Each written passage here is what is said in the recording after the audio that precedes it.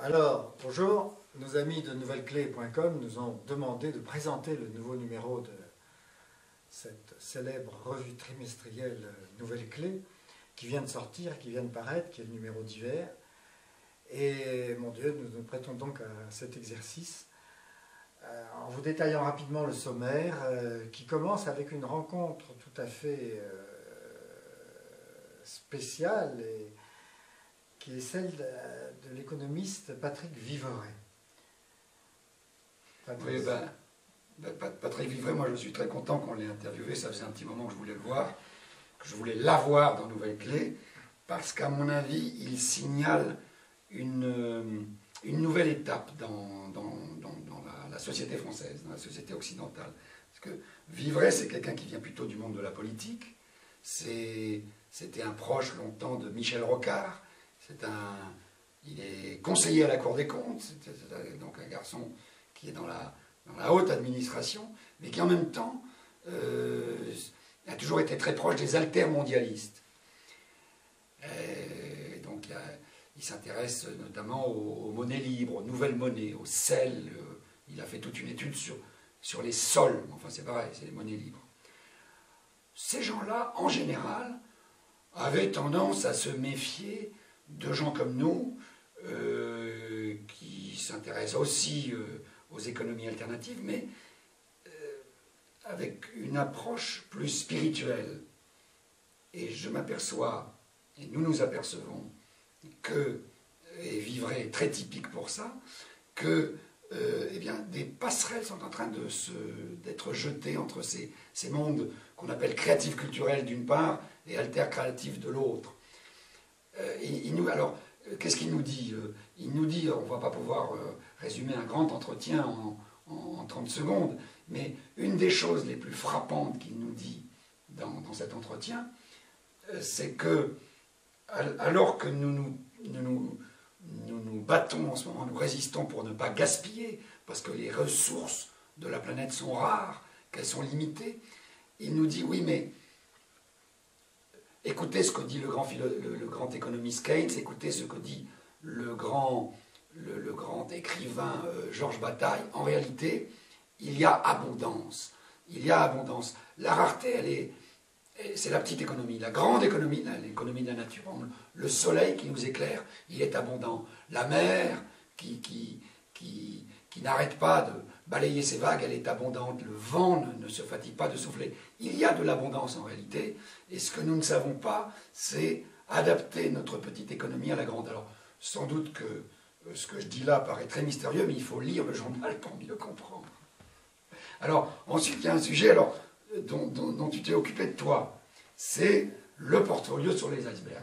Alors, le portfolio sur les icebergs, c'est très intéressant. C'est un photographe, Michel Ravicki, qui il y a 10 ans, grand photographe qui a été le patron de la seconde agence française, Stockimage, et qui a 10 ans, pour vraiment se rafraîchir au sens propre et comme au sens figuré, est allé pour la première fois de sa vie au Groenland. Et là, il a été complètement éberlué par ces immeubles de glace qu'il voyait dériver, par cet univers de froid et de blanc.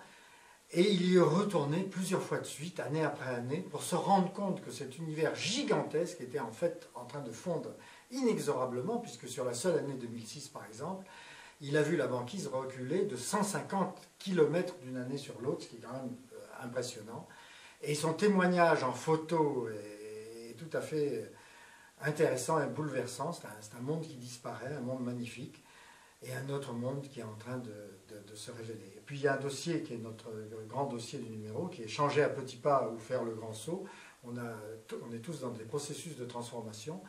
On a tous envie d'évoluer, de bouger à l'intérieur de nous-mêmes, vraiment de nous transformer intérieurement. Et je crois que ce dossier fait vraiment un très bon point sur ce sujet-là.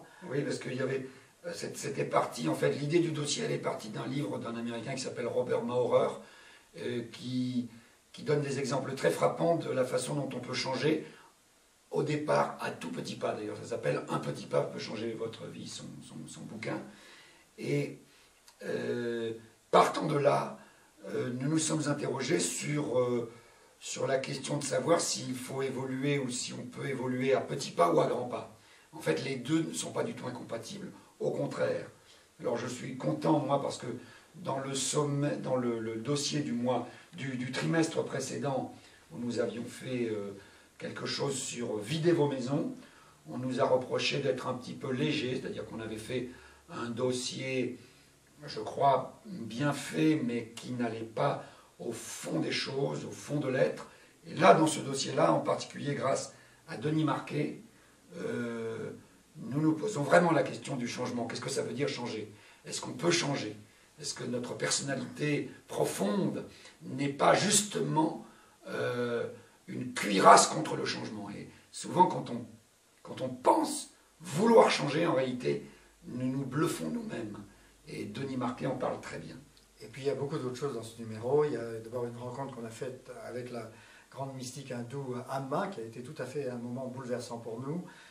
Un entretien exclusif avec cette personne qui est vraiment, je pense, une sainte femme, une très très grande âme. On l'appelle d'ailleurs, à l'égal de Gandhi, Mahatma, c'est-à-dire la grande âme en Inde. Quelqu'un d'exceptionnel. Il y a aussi un dossier sur la médecine de masse ou médecine de la personne, hein, en ces temps de vaccination massive. Justement, la question se pose, un dossier tout à fait intéressant.